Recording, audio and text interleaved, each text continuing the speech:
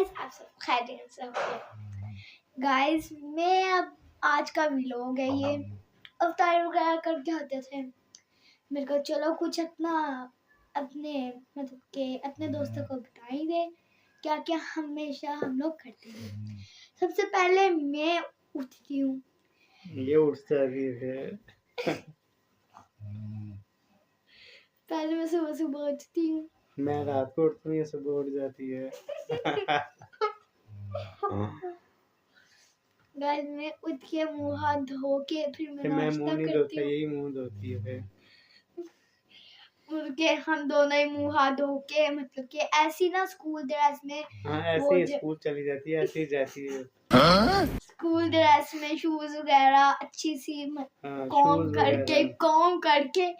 Com करके फिर जाते हैं। फिर तब तक इसके ये बाल भी देखो तैयार ऐसे होता है। जैसे